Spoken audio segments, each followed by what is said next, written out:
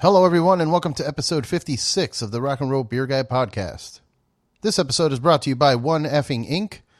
If you go to the website, the number 1effinginc.com/effingradart, you can buy yourself a customized Rock and Roll Beer Guy t-shirt. You can pick the color of the shirt, the color of the ink, and they'll ship it right to your door, and you'll support the podcast so I can keep putting out new episodes every week. In this episode, I talked to Ryan from Fuzzrocious Pedals. We talked a little bit about gear, his April Fool's collaboration with Rigs of Dad. We talked a lot about what it's like to run a business and what's necessary to grow. And we talked a little bit about beer.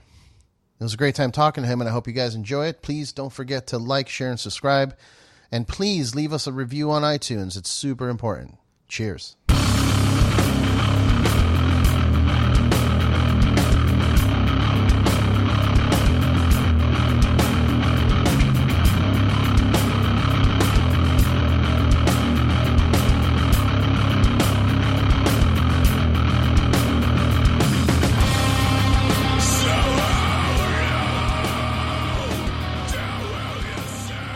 Welcome, everyone, to the Rock and Roll Beer Guy podcast. I'm here with Ryan of Fuzzrocious Pedals.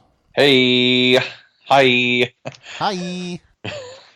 Should we be drinking beer for this, by the way? Are you drinking a beer right now? I'm drinking coffee, but okay. I'll probably jump to a beer in a minute.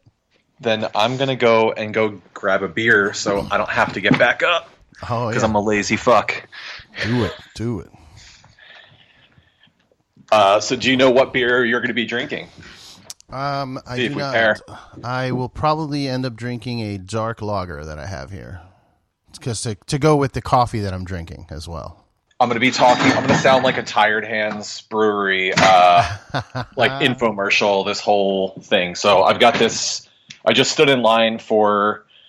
It wasn't bad. It was about an hour and 45-ish minutes for peach double milkshake IPA. Good Lord. With some other stuff that I grabbed too. But yeah, I'm going to sound like an advertisement for them. Well, we were actually supposed to have Gene on. I believe his name is Gene from Tired Hands. There's a whole crew of people over there, man. I don't know who is who. They got a lot of people on the crew there.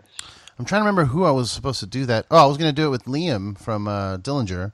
Yes. And we couldn't get Gene. Like, some stuff was going on at the brewery, like some kind of tank blew up or something. So, yeah, we weren't able to have him on, but we still went ahead and did our episode. And we're going to end up doing another one, I think. I'm actually trying to get every member of Dillinger to do like a post-mortem thing. So far, I recorded with Kevin and Ben, trying to get Billy. He's moving to L.A., so I'm waiting for him to finish moving so we can get something in the books. And then, everybody else, hopefully I'll get to. Who knows? Awesome. Yeah, so for those that are listening, Ryan, you work at Fuzzrocious Pedals. That is me. You make little boxes that make guitars make noises. Yep. Some of them sound awful. Some of them sound grossly awful. Some of them sound not so awful. Yeah. Nice. And, I mean, your list of clientele is impressive. I was looking through your website. I mean, you've got BT Bam, Cave-In, Circus Survive, like Dillinger Dudes, Minus the Bear, Mutoid Man, Neurosis, Queens of the Stone Age. Like, the list is pretty vast. How did you get from like building pedals in your garage to getting this kind of clientele? So I mean, I guess basically the easiest way to go about this is like I'm a dude who used to tour. So I'm almost 40. I'm from back in the day of like, when gas was like 98 cents. So I toured basically from like 2000-ish, like all the way through like 2002, 3, something like that. But yeah, all the friends that I made from touring, it kind of just carried over to, hey, I'm making guitar pedals. Oh, you're still touring. Oh, you're in like a bigger band now. Okay, well, what can I make for you?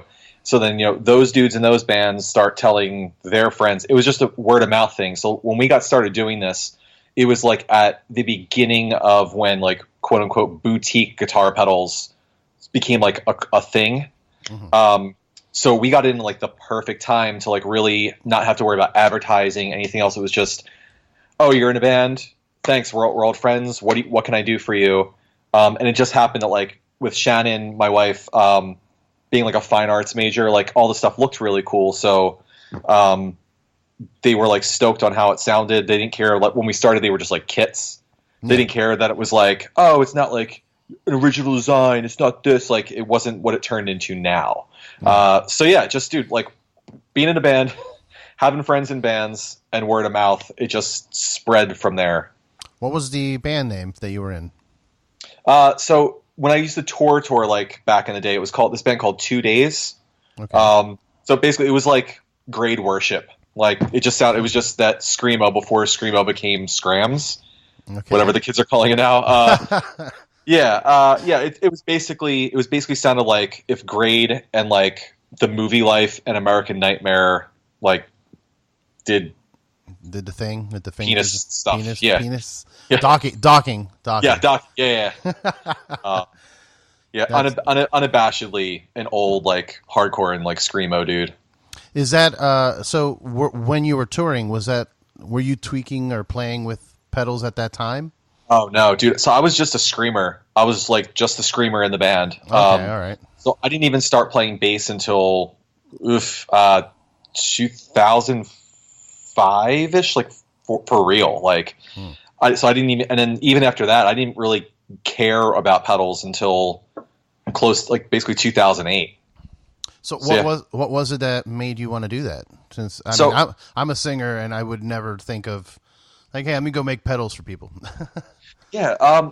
So I switched over to playing bass. I was in a band, like this like heavy spacey band called Caval, and like the other dudes in the band had all these like rad pedals on their board that like made all these like funky sounds.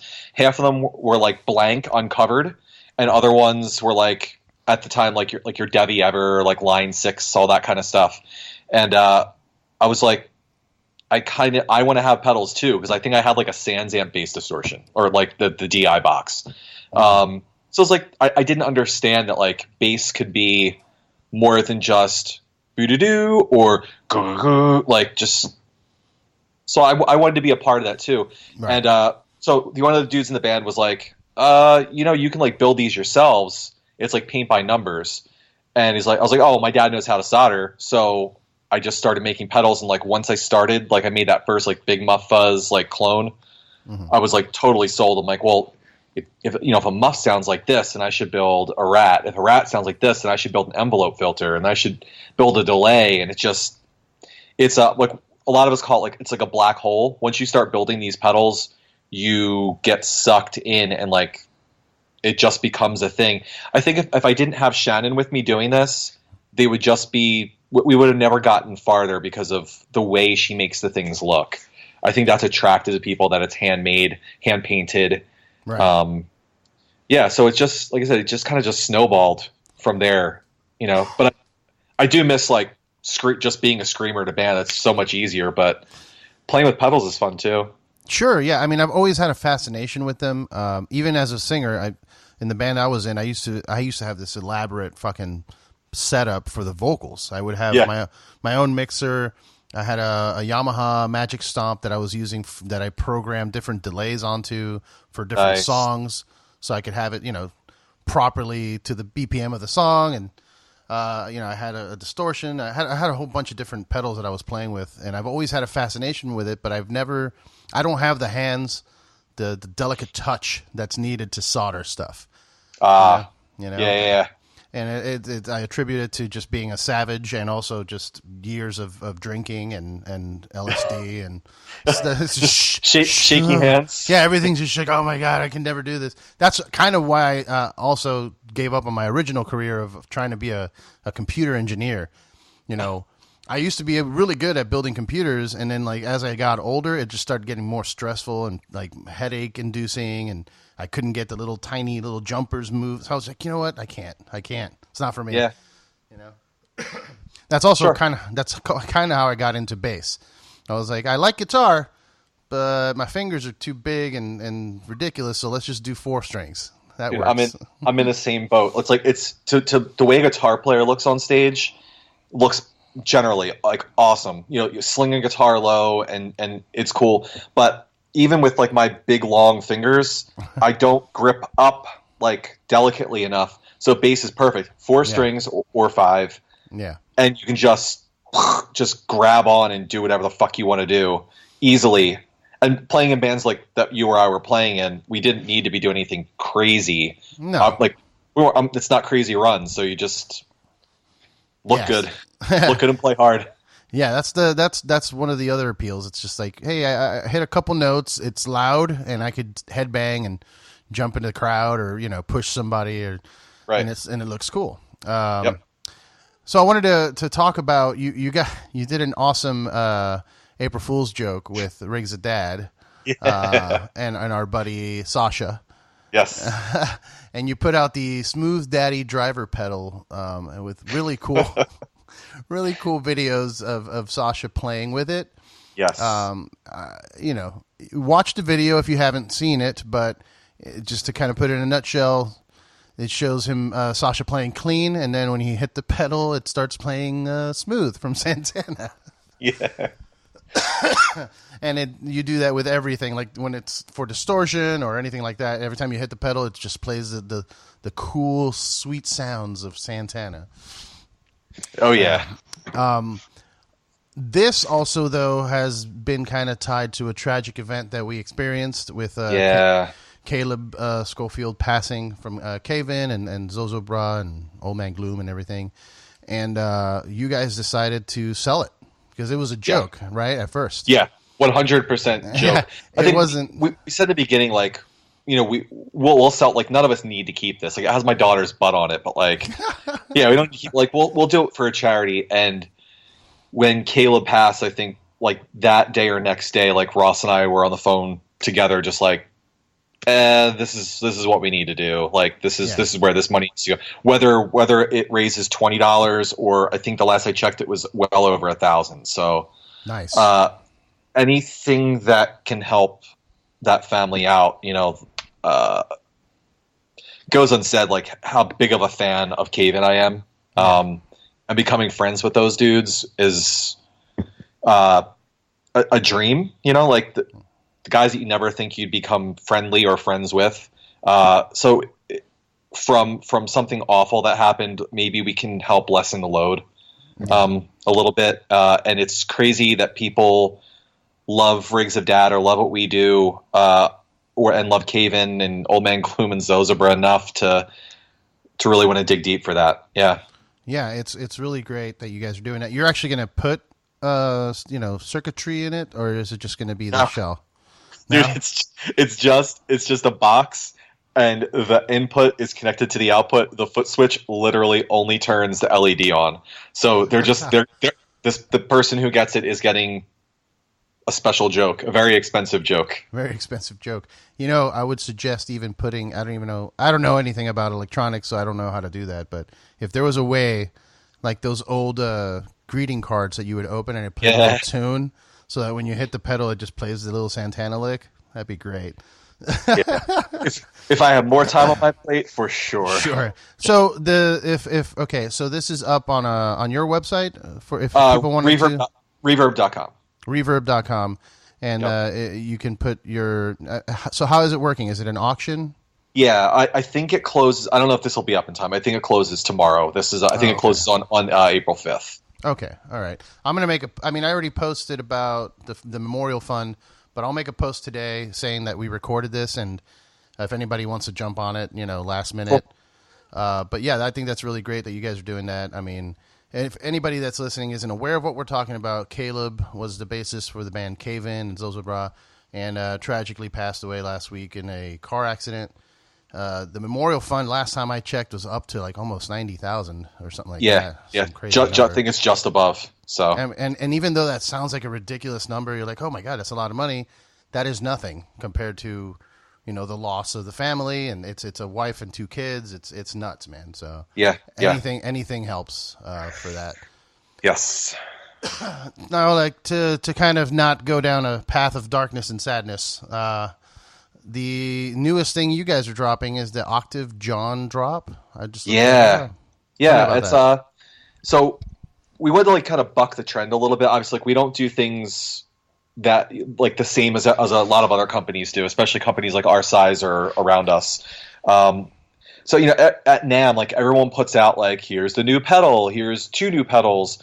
And we've done that before, but this time I went around, I wanted to try and do a drop-in that you add to other pedals, because we're real big on modifications and customization. So, yes, you want a gray stash fuzz with an octave up and octave down, that it's digital and polyphonic, then that's what we'll do. Want to see, we just, you know, people should trust us. Like, we make good products.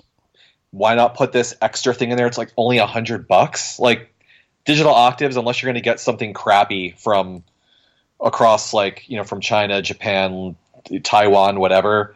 Now you can get something that's handmade, that you know the person that made it, and it's going to go on this pedal. Oh, and then it like saves space. So yeah, you know, and you throw like an octave like in the middle of your signal chain, it's going to sound way different when you push stuff into it than at the beginning or whatever. So yeah, we're just it's definitely a test. I want to see if people will trust us to change the way they're using octaves.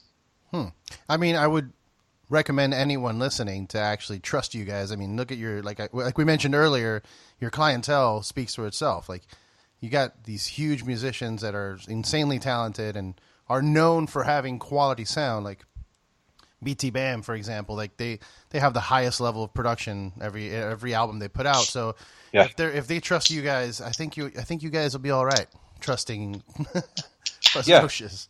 You know yeah, and like, you know, like every customer that comes our way, like many of them are like surprised when they send an email or like a Facebook message that they're talking to me.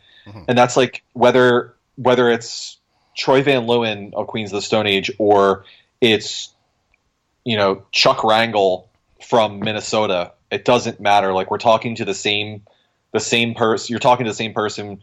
We talk to everybody the same way. It's that punk rock DIY ethic of like, we're all just dudes. So yeah. Like, why front? Like, just yeah. No, it makes perfect sense, man, and that's how you should be. I mean, a lot of people don't act that way. The Punishers tend not to act that way. I've been kind of trying to make it my mission to educate people to not be Punishers as much as possible. Yeah, because it's I know it's hard, man. You get starstruck or whatever, but you know, I get people that hit me up like, "How'd you get this person on the podcast?" It's like, I talk to them like a human being. I'm say, "Hey, you want to talk?" And we talked. Yeah, like, that's it. Yeah. Do you listen to the podcast? Like, yeah. Dude, when you had Peanut on, like, yeah, you're talking. There's a top tier musician that I don't know how you got in contact with him, but you know, whether you reached out to him personally or through management or whatever, the conversation sounded like 2 dudes talking about music and beer. Yeah. Like, yeah, the same shit you would do at a bar or at a show or on the street. That's you talk to people like people, especially. I think it's easier for us as dudes like in 30s and 40s. Yeah, we still get awestruck when we see dudes in bands that we love, but I think we care a little bit less because we know that they're just dudes. Yeah. So yeah, it just becomes easier.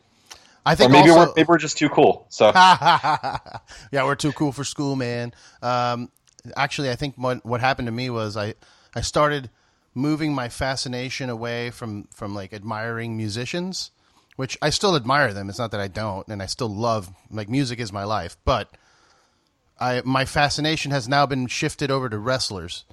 So when I see a wrestler in person, I'm like, holy shit, that dude likes to like jump off of things and smash his head on chairs and stuff. Like, that's intimidating. You know, like, that to me is a little superhuman, where like a guitarist, like, I can relate. We're people, you know? Yeah. Yeah. I think the difference to it with the wrestlers is you can see them, but depending on what tier of wrestling you're looking at, like some of these guys you see 2 to 3 days a week on TV, you know, on pay-per-view, and they have these other personas. Like, personas don't really happen too much in the music industry as much. Like, right. Me, you know, like you've got like dudes you put like who have like an aura around them. Like a Josh Homme has an aura around him that you're like, oh, like that, or like or to go even further, like your David Bowies or things like that, or your Prince. There's this aura around them of rock star persona, superstar, and all that stuff. But man, wrestlers, they put on. It's the gimmick. Yeah. They put on the gimmick. Like you meet back in the day. I met Macho Man when I was a kid. That was Macho Man Randy Savage. That wasn't, Popo or I forget what his name is. His real name was. It was Macho Man. Usually when you meet a band dude, they're just being themselves, unless, like you said, like a Josh Homme. I've never met Josh. I did talk to him on the phone briefly, which I thought was funny. Nice.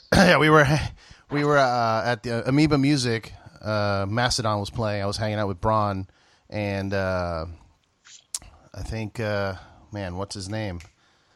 The drummer previously of Mars Volta, now with the Queens. John Theodore. John Theodore. Yeah. So John was on the phone with Hami, and Hami had just gotten out of the hospital and was on pain meds, and it wasn't making any sense. So like John just put it on speaker, and I'm like, oh my god. He was like driving through the desert on pain meds, like, oh god, please stop driving. Yeah. Doesn't matter what I say, you're not going to stop driving. Real quick, to go back to like Macho Man, when that dude ripped a line, it ended with an "oh yeah," he didn't break that line or break the line. The gimmick. Yeah. He was still that same dude when he ripped a line for sure. For sure. By the way, my dad looks like Jake the Snake Roberts. By the way. Oh, that's sick.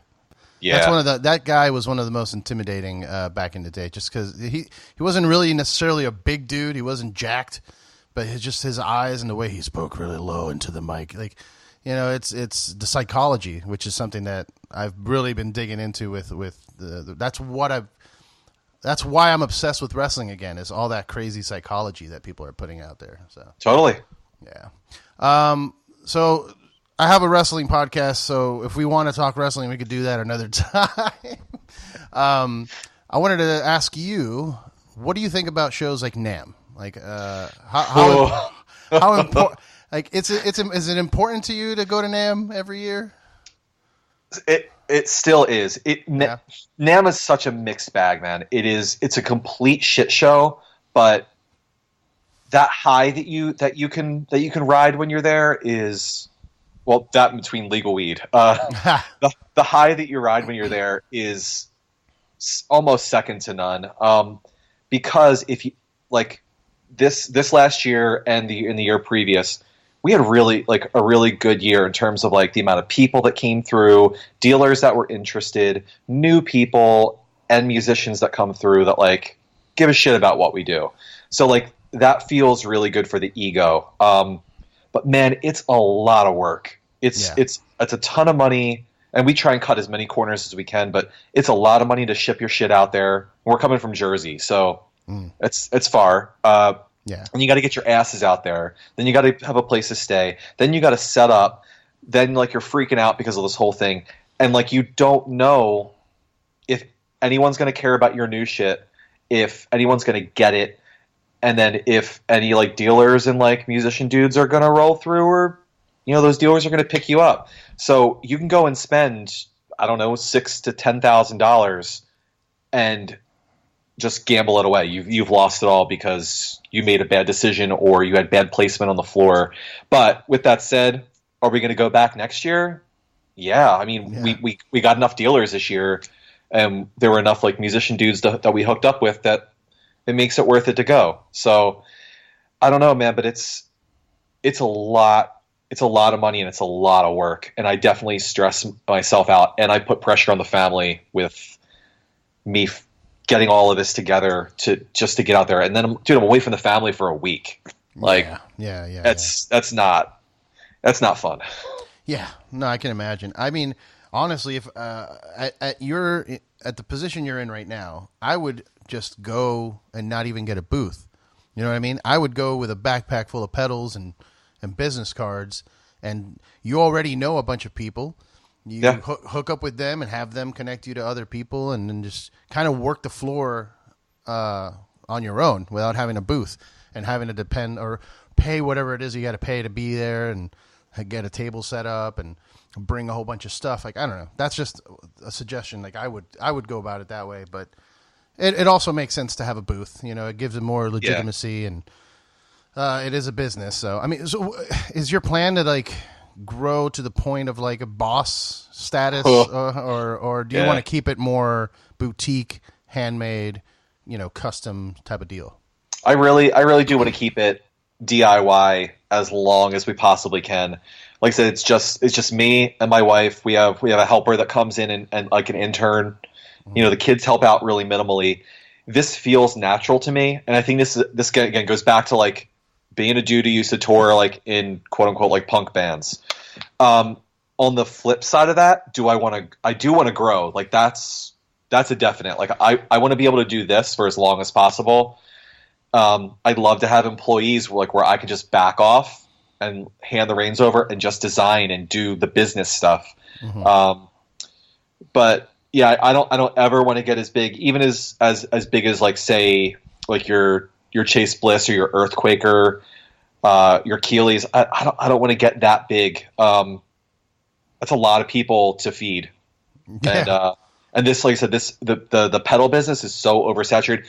There's so many similarities between the craft beer industry and guitar pedals. It's uncanny. But yeah, I don't want that stress or the responsibility of being huge. Yeah, you know? But I definitely want to get bigger than where we are, man. I'd love to live a bit more comfortably and not worry about like, can I pay myself this month?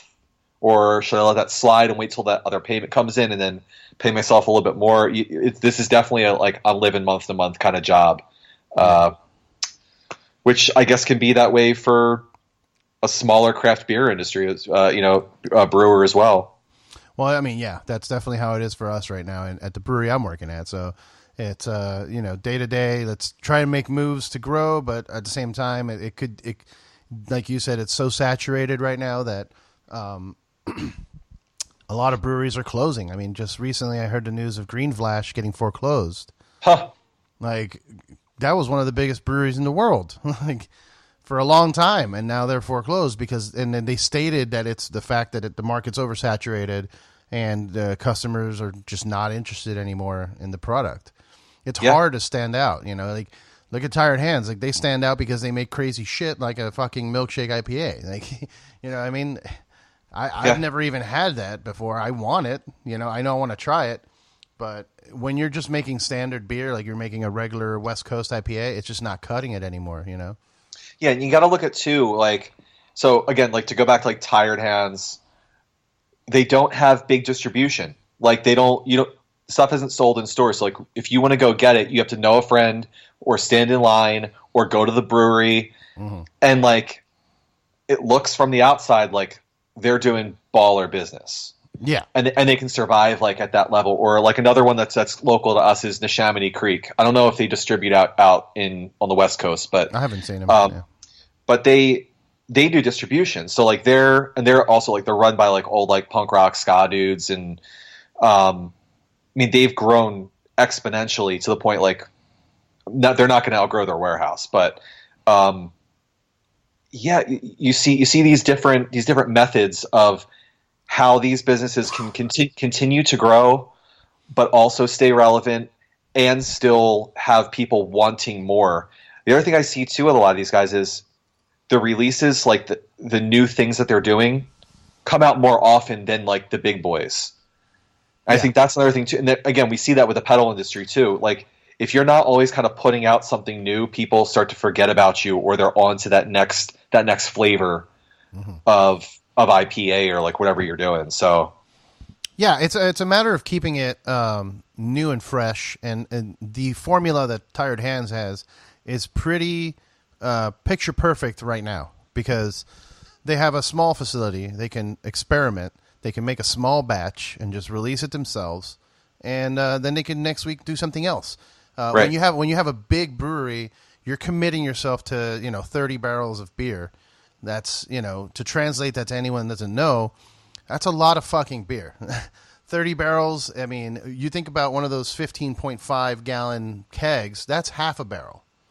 So one barrel is like 31, 32 gallons of beer times 30. So it's a lot of fucking beer. And unless you have a clientele that's just lining up the second they hear you're brewing a beer, you're going to struggle.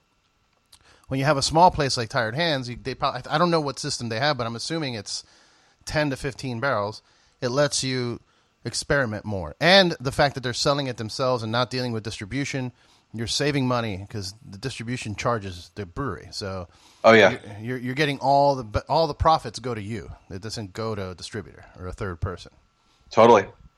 You know, and I think that's the future for a lot of businesses. I mean, I think what we're seeing with the climate of the world, I think that corporations are starting to take a hit in most places, and people are starting to turn their attention to smaller, more handcrafted things.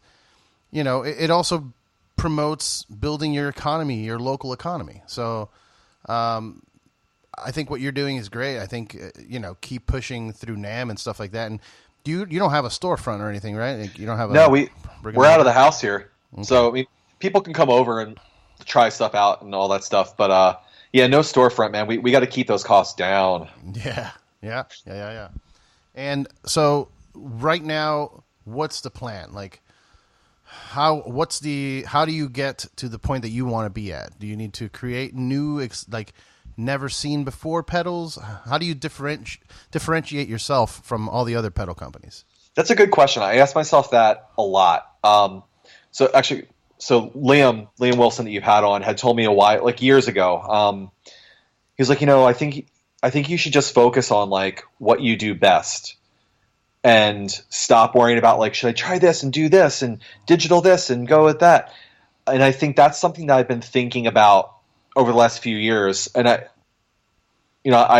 question myself as to, is what I'm making good enough? Am I good enough? Am I smart enough to do this?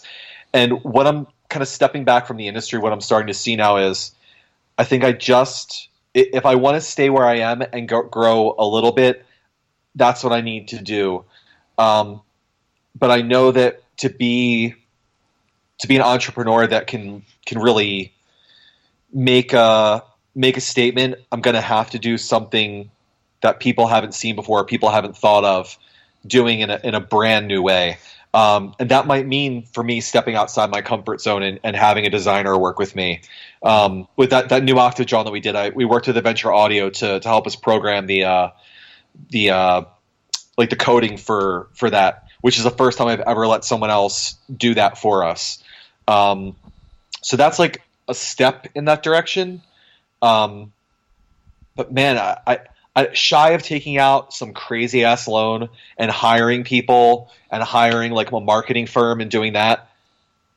I really don't know. It's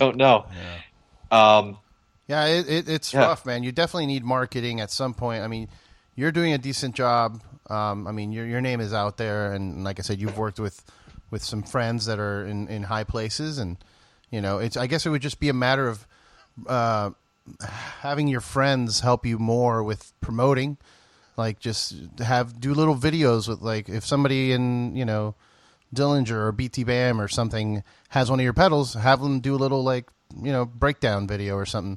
Stuff like that helps get the name out there, Because I mean, I'm out of this world of pedals. I'm not a gearhead. As fascinated as I am with them and using them, I don't know anything about it.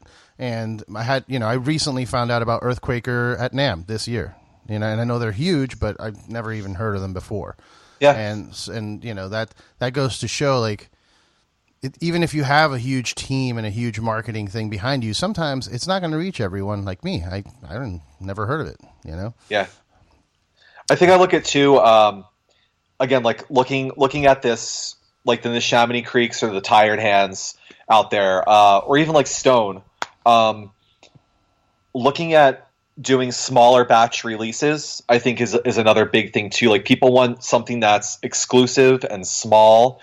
Like when we'll do band collaborations. So we did some stuff with like Defeater, Bong Ripper. Like our Bong Ripper release does well like every year, and it's again small batch. The band promotes it, so exactly what you're saying. Okay. Like when the band gets in with it and they're promoting as well. Like, it's not just me shouting at a fucking wall. Mm-hmm. Like it's or when you're going back to like 311 did that beer release. Deftones with, is it Cigar City they did with? No, they're doing it with Belching Beaver. Belching Beaver, that's what it is. Cigar City was a Kill Switch, which I was involved in. Yes. Yeah. So you look at those, like yes, that beer will sell itself, but only to a certain level. So then when you have the bands get involved, it puts the viewership like more than we could ever do by ourselves, you know? Yeah. Well, that's it's definitely not the moving. What am I trying to say? It's the goal. It's trying to figure that out. Trying to figure out how to push. Like even with me with this podcast, like I feel that I have guests on that deserve a bigger audience, and I'm trying to figure out a way to get this to more people. Right. And the only thing I have come up with so far is trying to guest on other people's podcasts, Yes. Trying to show up and say the name, repeat the name over and over, and hopefully somebody will check it out, Yeah. Not that we're doing bad. I mean, the podcast is doing great, numbers wise, but I feel like, when I have like the Melvins on or Peanut, like, we should have the numbers to justify that. Right. Right. I'm lucky enough to have them on as a guest. I've made a lot of connections and talked to everyone, and I've done my end of the work. I just now need, like, I don't know, the viral spread. Like how are these kids eating Tide Pods getting more views than, you know what I mean? It's because they're doing something crazy. You're not being crazy enough. All right, maybe I should start eating Tide Pods on the podcast or Tide Podcast. No. All right, never mind. I'll bet there's already one. Yeah. So this kind of is the same journey that you would take as a musician. Like we're trying to figure out how to get our product to more people. You are helping musicians kind of figure out how to get their sound. And that's kind of a journey that a lot of musicians need to take, and they don't bother doing it. They just go in a Guitar Center, buy a Boss distortion pedal and, a fucking Line 6 looper or whatever it is that they're doing, instead of exploring how to shape their tone, their sound, and make something unique out of it. Because you don't want to sound like everyone else. You're just going to get buried in the noise, like with breweries. If you're making the same shit, like if somebody else starts making milkshake IPAs, no one's going to care. Like, no, Tired Hands did it first, and they're doing it, So what kind of advice could you give a musician that's trying to shape their sound, aside from, exploring stuff with you?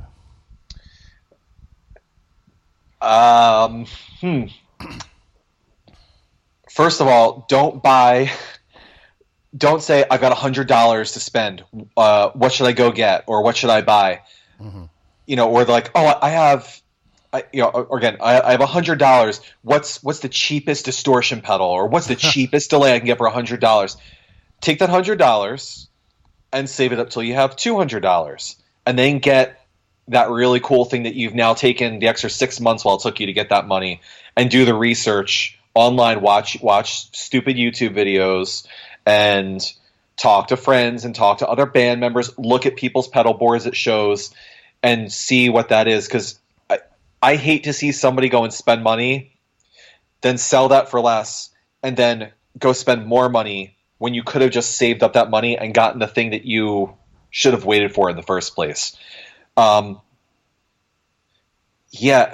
stay out of Guitar Center. Like stay out of Guitar Center, stay out of Sam Ash. Go to a local mom and pop where, like, you're going to go and talk to the dude who owns the shop, or the guy or the buyer who buys those pedals, and be like, I play in a hardcore band that sounds like this. Here's my amp. Here's my guitar. This is the sound I hear in my head. What should I do? Like, take the time to go and actually talk to people who you trust, or establish a relationship of trust, because just going and blindly buying shit and listening to the people who are already in your band or something, they have a preconceived notion of what they want you to sound like. So save your money and make connections. For sure. And think about it like this. You are investing in yourself. So if you're just investing the bare minimum, you're like, hey, I have 100, give me the cheapest pedal. You're going to sound like the cheapest pedal. It's very simple, Definitely explore the Guitar Center. To me, I mean, I used to go before I knew better and just kind of look around at equipment and play with the keyboards and stuff. But yeah, it's basically a haven for Rigs of Dad bands. If you want to go get your Fender Squiire and your Marshall like tiny little combo amp, fine, go to Guitar Center. That's fine. But if you're really trying to make something individual and unique, something that'll make you stand out, like you look at Brian Cook. Yeah. That dude has shaped his board and his tone for years until now it's a very distinct sound. Like you hear him play bass and you go, yeah, that's Brian. I know that's him. Yep. Same goes with like Justin from Tool. Like you hear Justin playing bass, you're like, yep, that's Justin from Tool. That's what you want to go for. That's how you succeed. And I'm not saying don't emulate or don't imitate. You can always do that in the beginning because that's how you shape yourself. Right. If you want to kind of have a similar sound to Brian Cook, start off by looking at his pedal board, and you'll notice that a lot of his pedals are just, in boutique, small, like the, what was it, the pickle? The one that, the swollen pickle. The swollen pickle. Right. Stuff like that, which is what I did when I started playing bass. I'm like, I'm going to see what he's doing, and then just go from there, Yeah, I'll add on top of that, a big thing that like people will contact us and be like, I'm trying to get, Nick from Young Widow's sound, or I'm trying to get Troy Van Leeuwen's sound, I'm trying to get Brian Cook's sound. And the first thing I'll say to them is like, what's your setup? And when they tell me, say you're looking for Brian Cook's sound, and like you look on his stage and there's a Varela Meat Smoke. Well, if you're playing, I don't know, a Fender like 112 combo amp, you're not going to get that sound. So the first thing you need to do is save up your money and get a big boy amp, a big boy tube amp, and a big boy rig. So you're talking, 12s, 15s, 10s, like more than what you play in your bedroom. Because no pedal's going to make you sound like that in a live setting, period. Kind of like the Smooth Daddy driver. It's like, yeah, I want to sound like Santana. You just push the button and the lick comes out. Like that's right. That's what people are looking for, right? It's like they want to push a button and all of a sudden they play as good as Brian. It's like that's not how that works, guys. He's been working on that for a long, long time, and you need to do that much work as well. The older I get, the more I realize that like shit's just not going to happen for you easy or cheap. It's just not. You got to put the work in. You got to bust your ass. You got to, get a couple side hustles, get some Ubering in your life, and save some extra money so you can afford the real shit, If you really want it. Yeah. If you really want it. And that's the other thing. Everybody wants to be a musician. You don't have to. You don't have to be. Like, not everyone's cut out to be a musician. I've had this discussion before. But, like, if you decided, I want to be a musician, then that needs to be your life. You need to forget about everything else. Your friends. You need to forget about your day job. Whatever it may be. If you're like, I can't go on the road because my career, then you're not a musician. Just give up. Because a musician, that needs to be your career. If that means going on the road and being broke, eating ramen and fucking tuna fish and, paying $50 a day per diem, whatever it is, like that needs to be your life or else you're not doing it. You're wasting your time. Now, if you're just doing it as a hobby, then cool. Go play cover gigs at the local fucking Irish pub. But don't waste my time because that's another thing. I have to invest time in new bands. And I listen to them, and I know that they're not doing it. They're not dedicated enough to hit the road. They're not dedicated enough to buy the right gear. I mean, I don't know. I know we get in a position with where people want to be on our clientele list, and like it sucks to say no to people. Like it really sucks.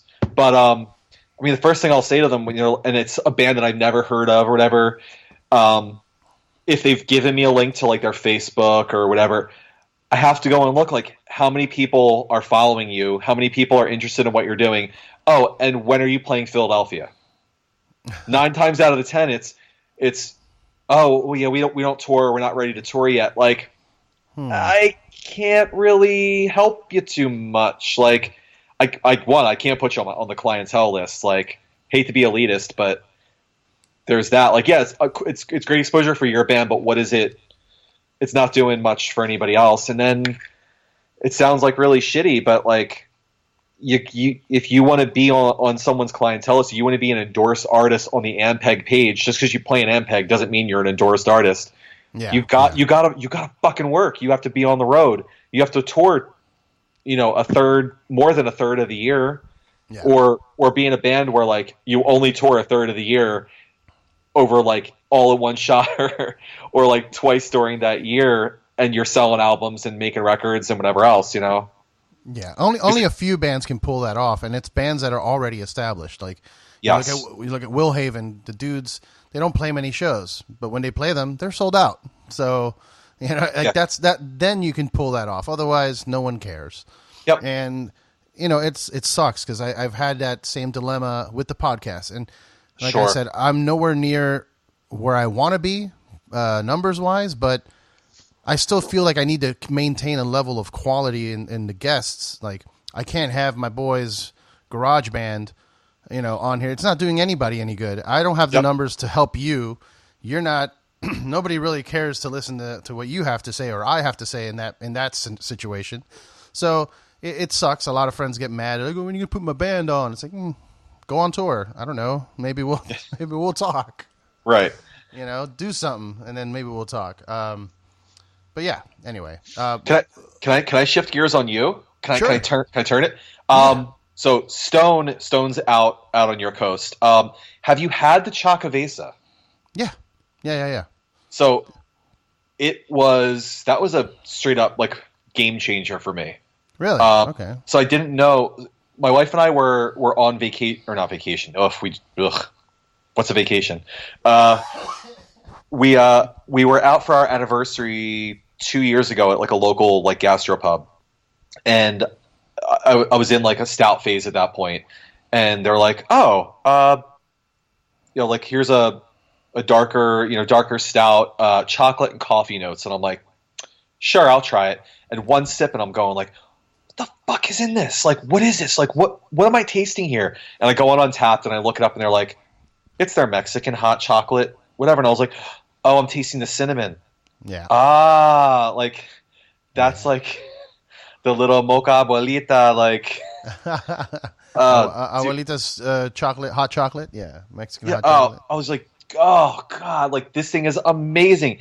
I went out the next week and like found it here, like the last like case of it. It was like hiding in like in like the local places like back, and they're like, oh, like do you want like a 6-pack? I'm like, I'll take the whole case. I've been cruising on that case. Like, I only bring it out for friends, but I've got like my last 6-pack just like chilling. So it's been like sitting for almost 2 years now of like just cruising. And dude, when I pop those open, it's like they're tasty beer. They have barrel aged versions of it, by the way.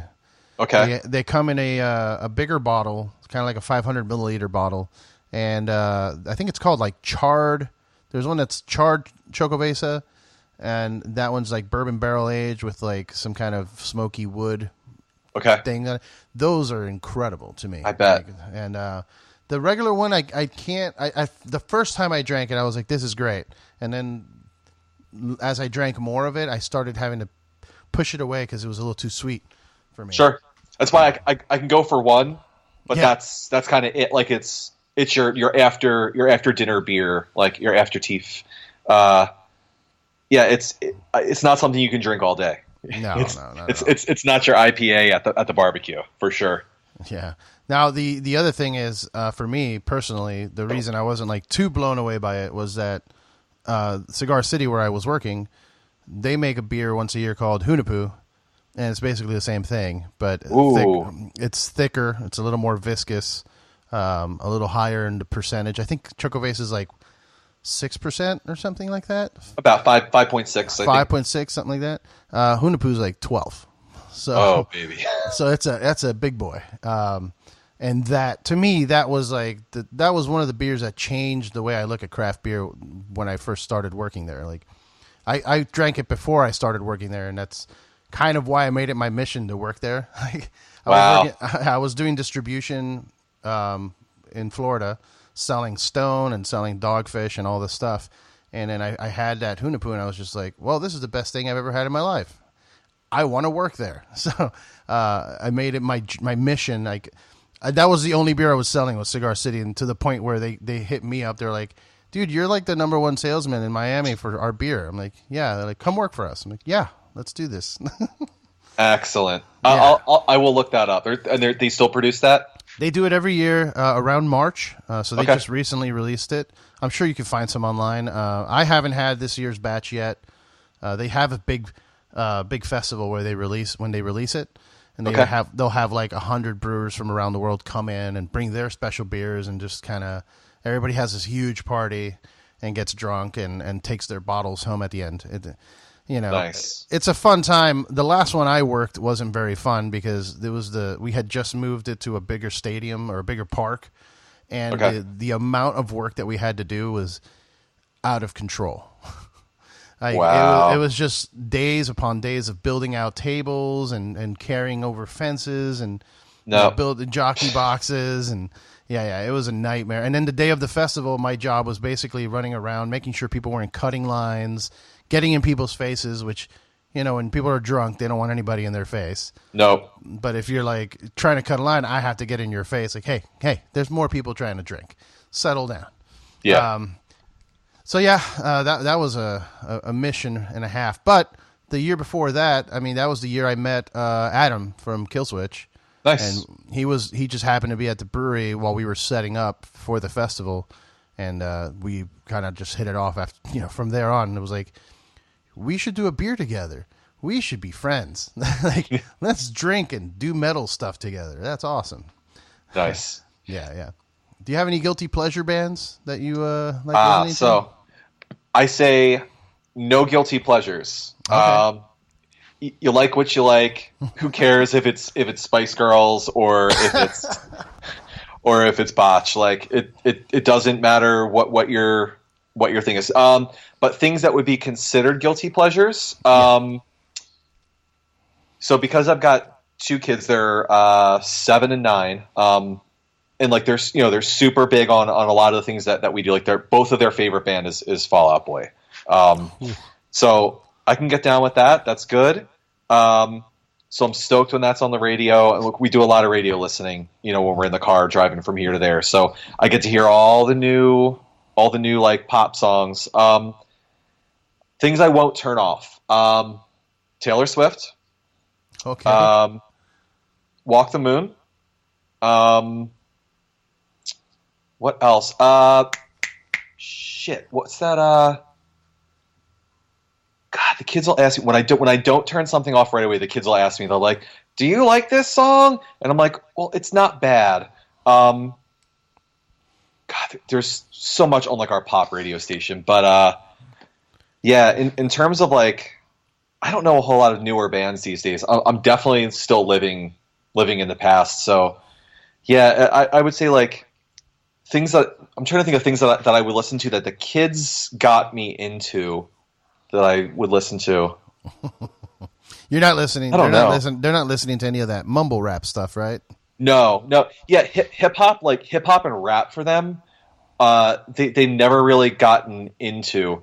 They're really into this new phase, like this almost 80ish revival thing, like again like that Walk the Moon type of thing where it's lots of like heavy synthesizer and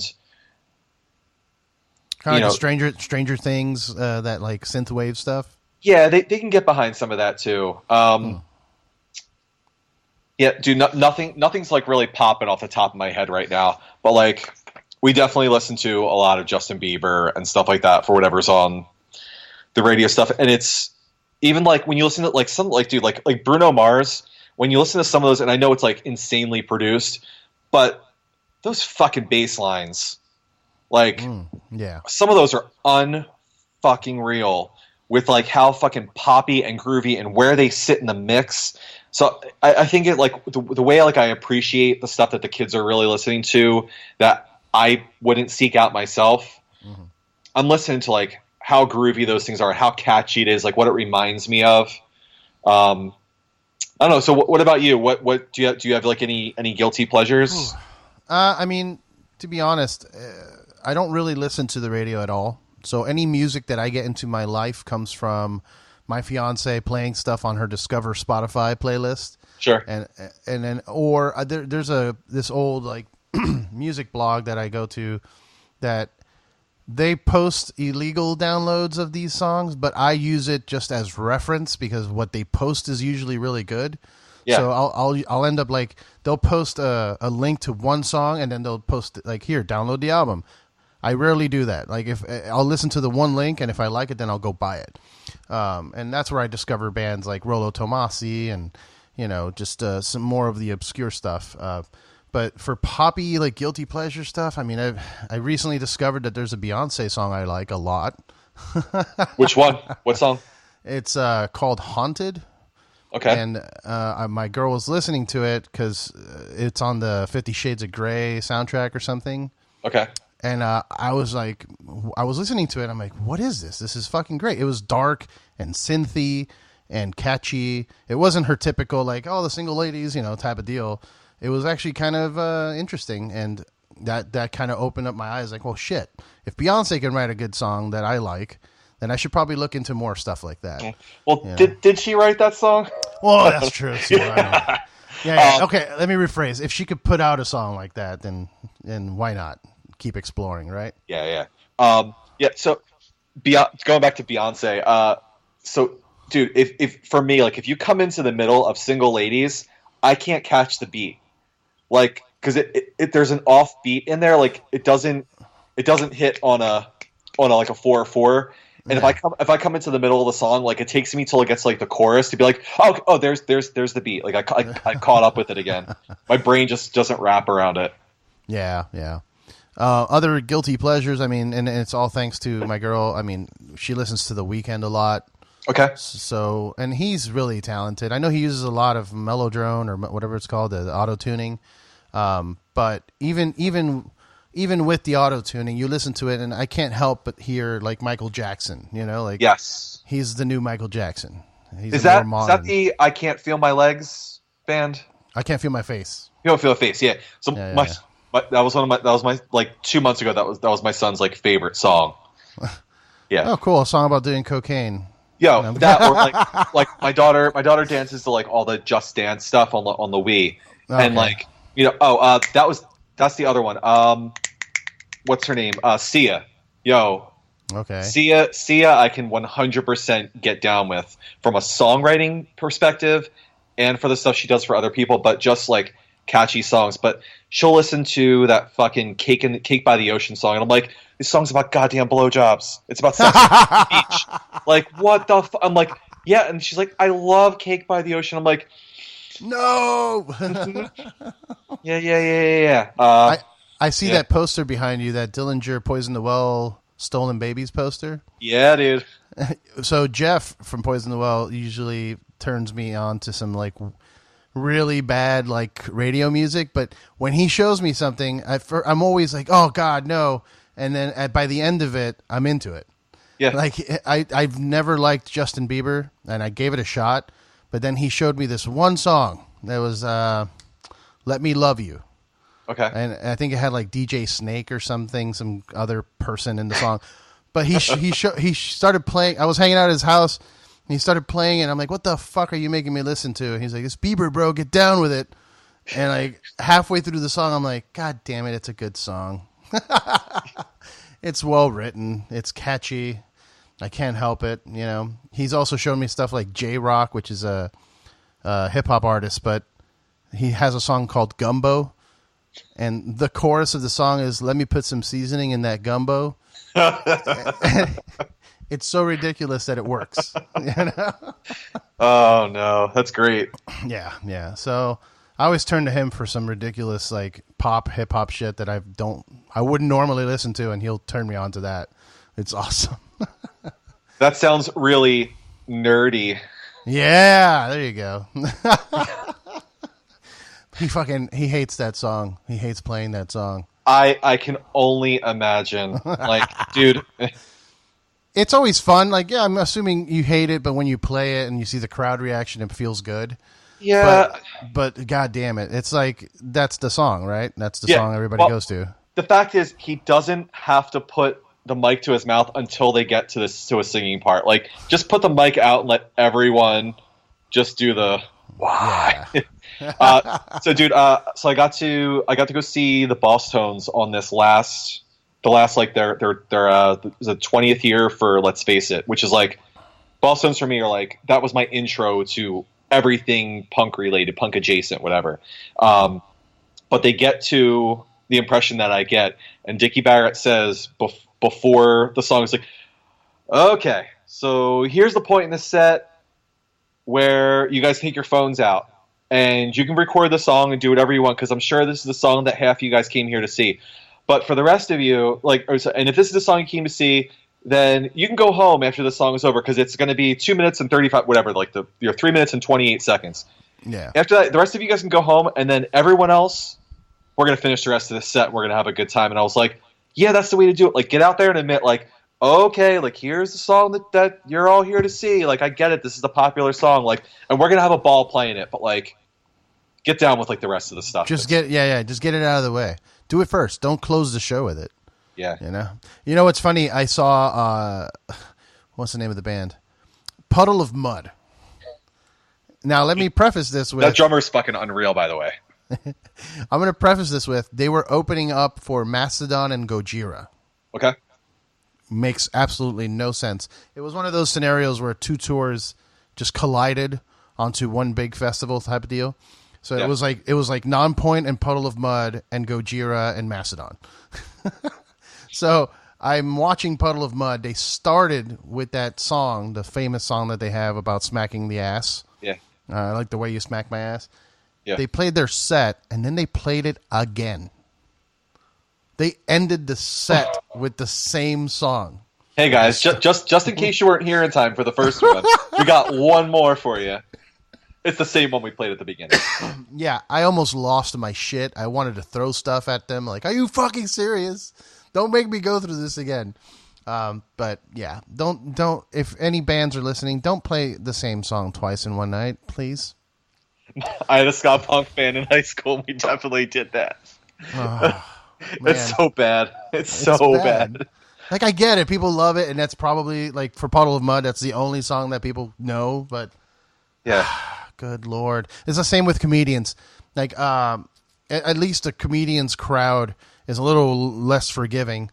I saw Joe Rogan out here, and it was a late night show, and he was drunk. He had been drinking. He even mentioned it beforehand. He's like, I've had like 4 of these mixed drinks. So he repeated a joke near the end of the set. And the crowd was like, you already said that. And he's like, I did? I'm sorry. I'm drunk. See? It all worked out. I prefaced it that I was drunk. Now that was my excuse. That's great. Yeah. Cool, man. Well, that's all I have notes-wise. I mean, we've been going on for about an hour. That's usually the time limit. So thanks for the time to do it. Sorry it took so long to get it together. You know, it's been wild. Life gets in the way. We're men. We're men in our late 30s, early 40s. This is how life works out. No, dude, thank you for having me on. I truly appreciate it. For sure, brother. And if anybody wants to purchase pedals, you can go directly to the website, right? You can go buy them from the website. Fuzzrociouspedals.com. Yep, fuzzrociouspedals.com. Go on the Instagram and follow so you can see all the new stuff. Yep. If you have the money to do so, check out by the time I post this, it won't be up. But either way, good job on the auction for the pedal for Caleb's family. I think that's a beautiful thing. And yeah, we'll be in touch. Thanks, man. Hey, are you coming out to NAMM next year? It's the plan. Well, let's meet up. Let's meet up. This last year I went. I had like 20 people from out of town that I was catering to, and by the third day I wanted to just disappear and not even say goodbye to anyone. Dude, if I could do 2 days of NAMM, that would be perfect. But yeah, we will definitely hook up. All right, cool, man. Well, thanks again, guys. Thanks for listening. Cheers. Thanks.